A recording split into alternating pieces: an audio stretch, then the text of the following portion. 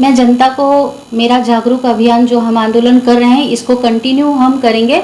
मैं एक बार फिर से कहना चाहूँगी कि केंद्र सरकार ने ये फिर से बेवकूफ़ बनाने वाली बात की है।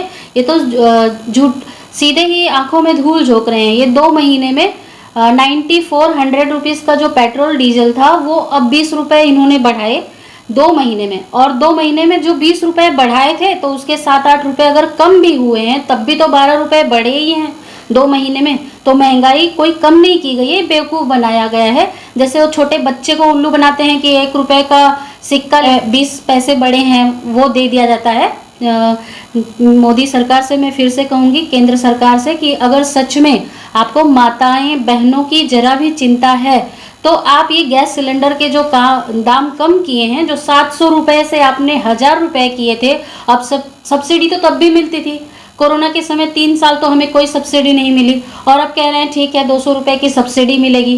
तो महंगाई कम कहाँ किया? खुदरा मूल्य जो है वो सभी महंगे हैं। और अभी खाद्य तेल, खाने का जो तेल है वो करीब करीब 200 रुपये है। गरीब जनता कहाँ जाएगी? कोई महंगाई कम नहीं हुई। ये बेवकूफ़ बनाने वाली बात है। गरीबी नहीं हटा रहे हैं, गरीबों को ही हटा रहे हैं। आप ये काम कर रहे हैं।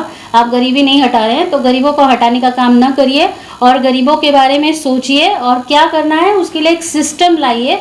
और जो जनता आपको वोट देती है, लोकतंत्र का महत्व को समझ के लोगों के बारे में आप ध्यान दीजिए।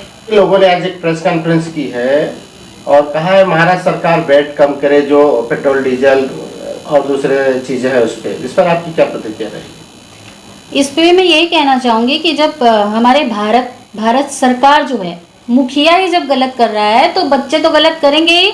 स्टेट गवर्नमेंट को सुधारने से पहले आप केंद्र सरकार सुधारिए, जीएसटी को कम कीजिए। जीएसटी कम करेंगे तो हम फिर आगे हमारा वैट और स्टेट भी गवर्नमेंट उस पर कार्रवाई करेगी। पहले आप सुधारिए फिर हमें सुधारने की बात कीजिए। एक और बात कहना चाहूँगी मोदी सरकार को, मोदी सरकार ये बात ध्यान से सुन ले।